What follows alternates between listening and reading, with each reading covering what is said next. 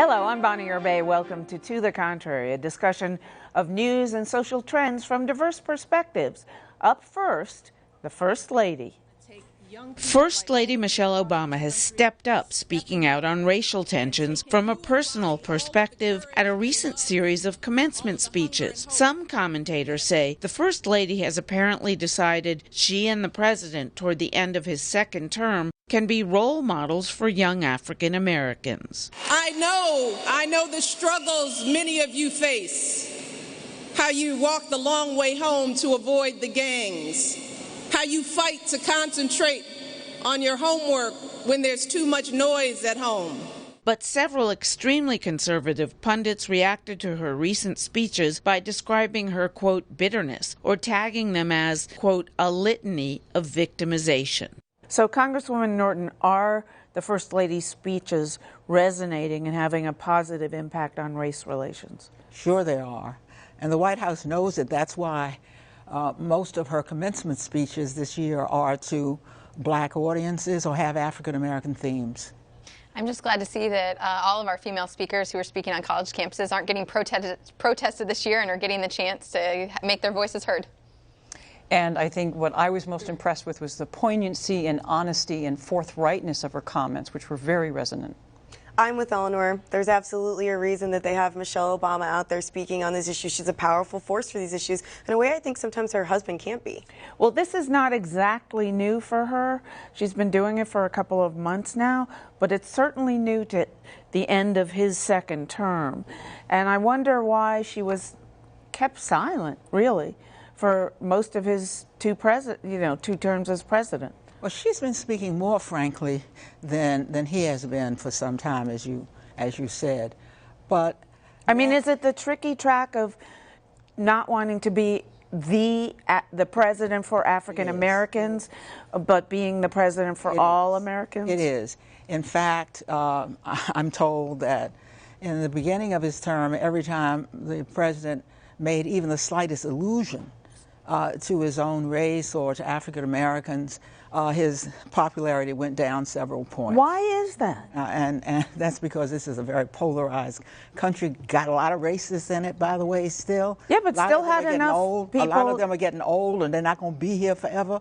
But they still vote, and they're still here, and he's got to be the president of all the people. Well, okay, but agreed, but he still got a majority enough to get elected. In other words, there are more people who don't think like that, or one would hope, than there are people who do in this country. But don't confuse the magic and sexiness of campaigning, right? Obama was for change, hope, all of that. Don't confuse that with the everyday thinking of your average American, which we're still struggle with racism, we still struggle with sexism. That is the ideology and thinking patterns in the groundwater of America. Isn't that a sad thing? But I just think, this is 2015, not 1950. But he does have to be, as you said, the president of all Americans, and it can't look like he's favoring one race over another race, particularly in situations where there are, white police officers or black children dying. What's he supposed to do in that situation?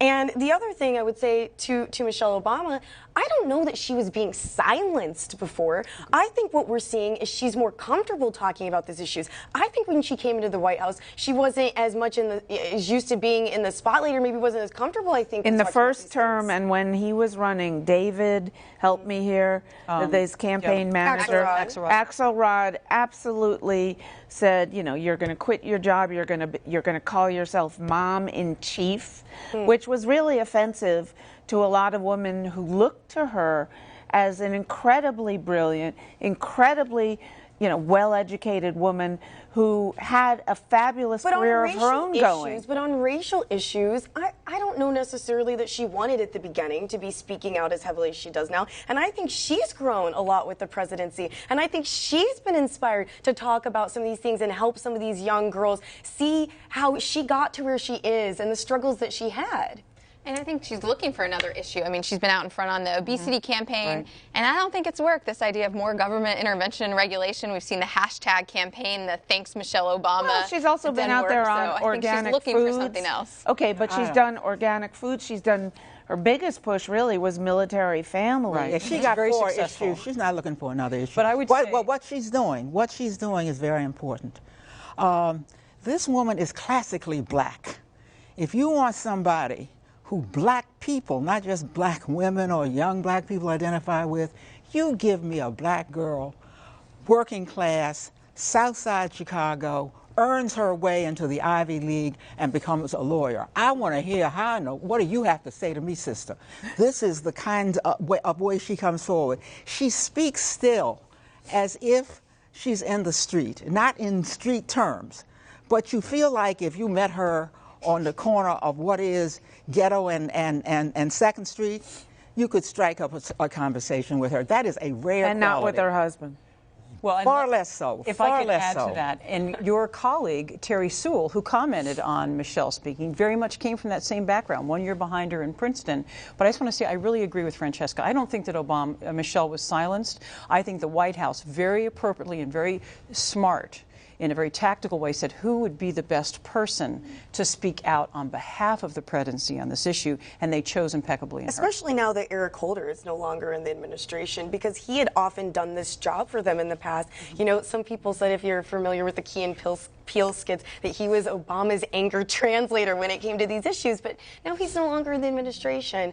And, you know, I don't think she's necessarily looking for another issue. What I think is happening is that the presidency is almost over, and this is her last opportunity, if she's going to address these issues, to do so with such a platform. And I think that's what you're seeing. And you cover the White House. What's your guess as to, or what's the buzz in the White House press pool about what she's going to do when she leaves the White House? What is she going to do next? I think that they're going to stay in Washington for a while, because they have, you know, one daughter who will still be going through school, and that they might not necessarily return to Chicago right after that. They might move to New York even. So that's sort of where. And do what, but not just location, but occupation. Yeah. She going to become a career woman again? You know, not so many people are talking about what the occupation is going to be. There's been a lot of buzz around where they'll live and where they'll move, if they'll go back to Chicago or not. And I don't think that they will. I think they're going to stay in Washington. And you know, I hope she runs for U.S. Senate. I just want to make that clear. I hope from Illinois, wherever she wants. She's brilliant. So. Maybe New York. I just want to say how affecting it is to hear a woman who's a first lady say to you, if you are in today's black community, which is not yet recovered, to say, I know what it is to go on a route that takes you past the gangs. Mm-hmm. I know what it is to want to study when some people are saying, why are you in your books? And let me say why that's so important. Yesterday, I was in a part of the hood, and somebody said, take our picture with the congresswoman. And some very young woman, she was a teenager, took our picture, and then she said, what are you doing here? I said, I'm here getting my hair cut. What you think I'm doing here? The point is, you have got to identify with young people and not make them think that you are elevated in some place that they have never been and never should strive to go to. Well, beautiful point to end on. Let us know what you think. Please follow me on Twitter at Bonnie Urbay. From the First Lady to women's priorities in the workplace. What women value in the workplace varies based on their age, family status, and political beliefs. That, according to a new survey commissioned by the Independent Women's Forum. For example, mothers with young children value workplace flexibility and paid sick and vacation days more than non-mothers. Child-free women value salary and raises far more than do mothers. Liberals care about salary, family medical leave, paid vacation and sick days, and having a female supervisor more than conservative women. Conservative women value tenure, a good health care package, and bonuses more than liberal women. Both sides rated workplace flexibility and raises equally. The results were calculated by giving women a choice between two hypothetical jobs with different benefits. Overall, though, the most important factor was salary, no matter the woman's politics.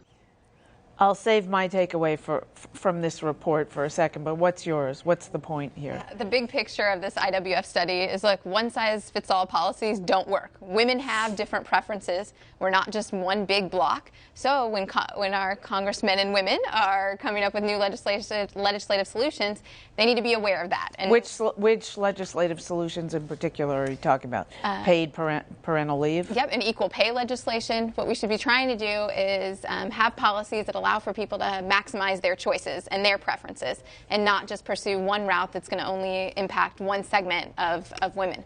Yeah, but it's interesting that women did have different preferences, whether they were based on the fact that some were Democratic and some Republican, I don't know. For the one that intrigued me most was that conservative women most wanted to have their health care. I knew you were going to say that all night. I just knew it. I know you too well. Don't tell my colleagues that we're trying to repeal Obamacare. How many hundreds of times has there been bills introduced? Yeah, but what they're saying is they want it from their employer, not from the government, right? They didn't say where they wanted it from. That wasn't part of the question. You tell me. You're the Republican. Well, the one thing I wanted to jump in and say is I actually found the results of the study to be exactly what I would have thought that they were, that mothers tended to want more flexibility in terms of sick days and the paid days off, and that women who didn't have children were like, I'll just take the salary. I mean, that's exactly how I would personally approach it as well. So I just thought that it reinforced what we women already knew, and hopefully will come across more, like you said, to legislators and to businesses and to workplaces. What I'd really like to see is kind of like a package where I could pick and choose, like here, you can't have everything, but pick 3 things or something like that. I would absolutely love a package like that. And Francesca makes a great point that you have to pick and choose, right? Yep. So, things like healthcare, there's a cost to that. And your employer is footing that bill. So if you want, more health care coverage, then that's going to come out of the compensation package. Well, and what about how does it pertain particularly to paid family and medical leave, which Democrats have been pushing hard for a long time here, and Republicans are firmly against? Republicans are for more choice and letting people maximize their choice when it comes to paid leave. I can't stand this. Oh, well, and so the issue is that people don't need one-size-fits-all policy. So you want to be able to negotiate with your employers and set up the employment relationship that's best for you. Only in America could that be said. Throughout the world, you have paid family and medical leave. That people are not asked to pick and choose about whether to take care of their children. Throughout the world, you have paid health care. People are not asked to pick and choose whether to have health care. And as long as we have that kind of mixture, as long as we don't say all families are entitled to certain things, and then maybe you pick and choose, then we're going to be in trouble. And we are sacrificing our children right now because we don't have a way for a woman to stay home without losing pay. Family medical and leave care is unpaid. Guess what happens? Only women who are in the upper middle class can even take advantage of it. That is shameful. And no argument from any of us, Congresswoman, on any of that. And I think what this study does demonstrate, having been someone that's managed big payrolls, had to raise the money to meet those payrolls, you hit the nail on the head, my friend. Everything costs something, whether it costs the government, whether it costs the business. So I do like this idea of being responsive to women's different needs and giving them choices. That makes sense to me. And when I say pick and choose, for instance, here's one example. Both my husband and I get health care through our employer.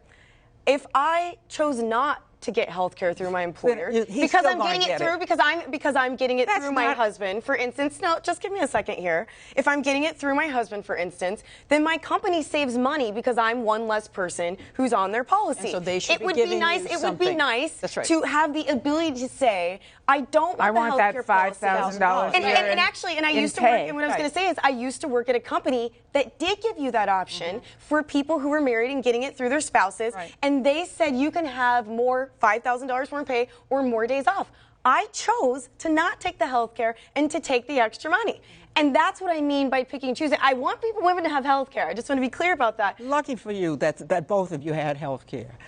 They both have jobs. Yeah. But why can't I advocate for a situation where everybody does? They have the option to have health care, and let somebody advocate for everybody, for every woman. Right, but then I think Eleanor's point is, or let me step in. What about the people who don't have 2 jobs in one family? Shame on them. What about the people who don't have one job with 2 working parents because they're both out of work?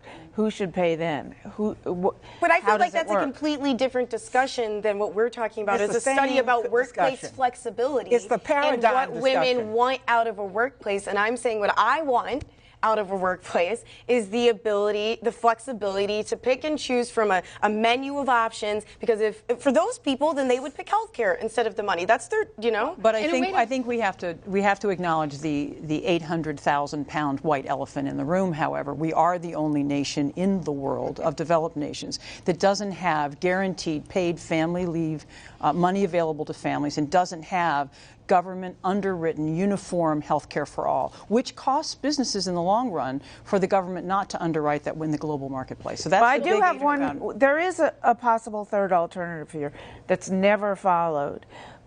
What about saying to, making it a class in high school? Do not have children until you have your education and can take care of yourself, because then you're not likely to end up in a family where neither one can find work, or you're much less likely. I second that emotion. but progressives aren't doing that. Oh, they certainly are. Everyone I know is saying, do not have children until you get your education and can take care of yourself. I bet you around this table there is no dissent on that. Well, as being child-free by choice, I will tell you. Well, that's certainly very different. Children until you are one of us then. Well, until. And 20% of Americans, by the way. And what we need is a dynamic economy where people can choose their different jobs and they can compete, and that the president's economics policies, I think, are killing the poorest among us right now, and that's where you're seeing some of these problems. Well, that's a whole 10-minute debate. That's right. Behind the headlines, help for victims of sex and labor trafficking. In Little Rock, Arkansas, Catholic Charities Immigration Services is providing crisis services, immigration assistance, and training law enforcement and other agencies to help identify these victims. Many times these individuals don't even realize what's happening to them. They don't realize that it's human trafficking. Certainly they realize it's a bad situation and something they want out of, but it's not something that they realize that they have rights in this country, and that they could be speaking out against this, and there would be someone there to help them. Catholic Charities Immigration Services helps victims of human trafficking reintegrate into American society after they're freed from captivity. CCIS's clients either come to the U.S. voluntarily seeking employment or consented to be smuggled into the country. Once here, they ended up in situations from which they could not escape. The overwhelming majority of them come from Central America. About half are men trafficked mainly for slave or unpaid forced labor in places such as restaurants. The other half are young women and girls trafficked for sex slavery. Reagan Stanford, the Victim Services Coordinator, says survivors of sex trafficking do not necessarily need to be rescued, but instead guided.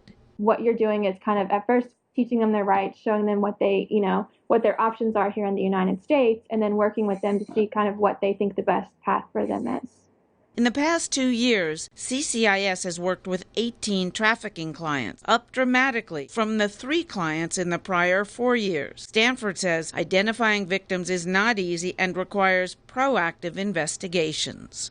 We know that there's a lot of victims out there that aren't being found. Because very few self-report. We have had a few that have come, they'll report maybe, and not necessarily that they're a victim of human trafficking, but they had read something or seen something, and we're starting to think that maybe they had some rights. Under U.S. law, trafficked individuals are ineligible to gain amnesty, so CCIS assists clients with obtaining visas.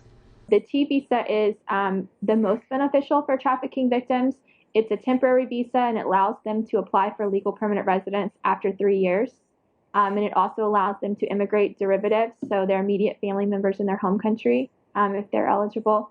And then the T visa also makes them eligible for public benefits. It makes them eligible for any benefit that a refugee would be eligible for. CCIS is the sole Arkansas provider contact for the National Human Trafficking Hotline, helping clients find safety and shelter. Stanford says the organization needs to be flexible because victims' needs are varied depending on the person and their circumstances. People have different personalities. People have different needs.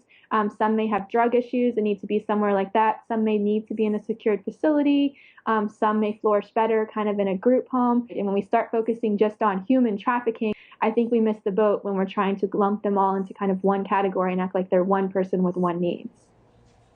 So, Sam, explain, how is it that people could be trafficked and not even know they're being trafficked? Like, for example, men in restaurants. So they sneak across the border illegally with what they call a coyote guide, and then they're given over to restaurant owners who give them bare bones housing, make them work 24/7 and never pay them, and they don't know there's something wrong with that picture? Well, I can't speak specifically to the situation you just described, but I can speak with great authority on what typically happens to girls and young women, which is sexual trafficking. My example, I've talked about it on the show before. I came from a family of multi-generational sexual abuse. To me, it was a normal fact. Ran away from home to escape that. Was sucked into a trafficking situation when I got literally off the bus at Port Authority in New York. And like most sexual abuse victims, like most trafficked victims, the main psychological dimension of this trauma is shame and self-blame. And so you think that you're responsible for what has just happened to you, which causes this particular issue to be wildly underreported. What I find very encouraging. But did you know you were being trafficked? Absolutely not. I didn't know what the term was. I only figured out what happened to me after 20 years of therapy and becoming active and vocal out there, and then people saying, oh, so you were picked off a bus, you were put in a locked hotel room, and man after man after man after man was brought into your locked hotel room. You were trafficked. And even my owner would say to me, he never touched me, but he would say, Siobhan, I didn't use that name, I used a pseudonym, Annette. He said, Annette, you are my most precious possession. You are more important to me than anything else I own. But I'm 16, 17 years old. How do I register all that? Well, I register it by blaming myself, that somehow I put myself in this situation. Now, when he was in a knife fight, laying bleeding on his bed, and I escaped and lived on the streets homeless in New York City, sleeping at night on fire escapes, until somebody took me in. And I figured out how to get back home again. Because whatever the traumas were I was experiencing at home, the streets of New York were far worse, right? Never once did I think I was prostituted. Never once did I think I was sexually trafficked. I blamed myself. And so that's the big underlying reason for the dramatic rate of underreporting that happens in this industry. But what I find very encouraging about this story is they're approaching it from a training and healing standpoint. You talked about in a previous show about a woman who talked very openly about her being sexually trafficked here in the United States and how long it took her to heal. We don't have that attitude about this. We must. It's the most significant trauma that a human being can go through, affecting every dimension of their psyche. So I find it very encouraging what they're doing. And I also heard mention in what she's saying that there's a perpetrator side to this that is wildly undertouched. Typically, people that are incarcerated for this crime are the actual victims, the prostitutes, quote unquote. So I find this very encouraging, and this is a big, big problem that has to be approached on other dimensions. Another thing that Reagan Stanford mentioned was there needs, that they went from, what was it, 4 to 18 victims, if you want to use that terminology. I like survivors better. But in a couple of years, because the police started instituting more raids and looking for it. That's right. So what do we need to do here? This is a huge problem. I'm glad we're highlighting on the show. I come from the Midwest, and sometimes I read these stories about the truck stops, and you think, this was only happening 20 miles from my house. How is this happening out in D.C. on the I-95 corridor? I mean, it's amazing, and I'm glad that we're bringing light to this, and I hope that the police get more involved. Well, if this can happen to an American, imagine if we're talking about, as in your piece, Central Americans. Right. Or any non-English speakers. There, though, I think you have to understand that they really are coming from situations which they regard as much worse. I don't think they have nearly the self-blame that you experienced as an American. I think they find out when they get here, they think they're getting a job, they're in a restaurant, they think this is what happens when you come to America, and over time, they find they have been exploited. They are true victims. Because they have been taken advantage of in the worst way, had no way, really, of discovering their rights. And we only have about 30 seconds left. Congresswoman, I have to totally disagree with you, having been on the receiving end of this. Anyone that goes through this experience has enormous shame, enormous self-blame. But you're right, Congresswoman, it's far worse for someone that doesn't even speak English, right? Much worse. All right, 15 seconds for the I was solution. Actually, honestly happy to just let Sam talk. I didn't know that about you, and that was really moving. I'm about to start crying, so let's just be done with the show. All right. That's it for this edition. Please follow me on Twitter and visit our website, pbs.org/tothecontrary. And whether you agree or think to the contrary, see you next week.